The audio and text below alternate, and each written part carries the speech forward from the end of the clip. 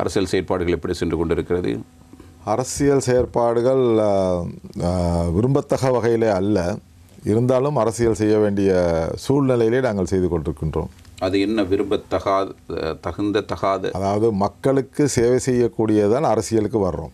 மக்களுக்கு சேவை செய்ய முடியாத ஒரு சூழ்நிலை ஏற்பட்டால் அது விரும்பத்தகாத ஒரு அரசியல் தான். ஏன் உங்களுடைய அரசியலுக்கு ஏதேனும்? இல்லை, அதாவது ஏற்கனவே அரசாங்கம் பல லட்சம் ரூபாய் கோடிக்கணக்கான பணங்களை எங்களுக்கு கொடுத்து கொண்டு வந்தது. எல்லா அரசாங்க கட்சி எதிர்கட்சி எல்லாத்துக்கும் நிதி ஒதுக்கீடு. இப்போ எங்களுக்கு டிசிபி, அதாவது பன்முகப்படுத்தப்பட்ட வரவு செலவு திட்டத்திலே ஒதுக்கப்படுகின்ற அந்த 1 கோடி ரூபாயும் இப்போ இல்லை.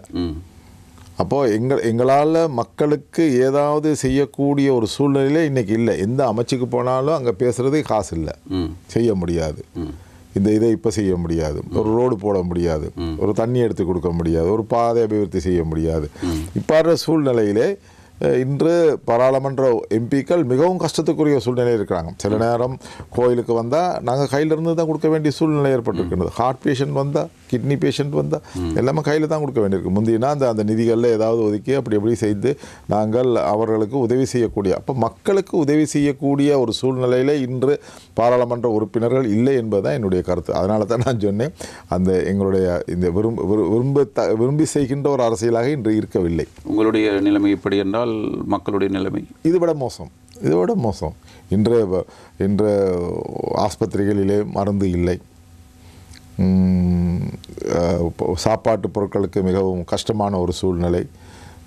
அதே போல் இன்று வறட்சி ஒரு பக்கம் வாட்டுகின்றது.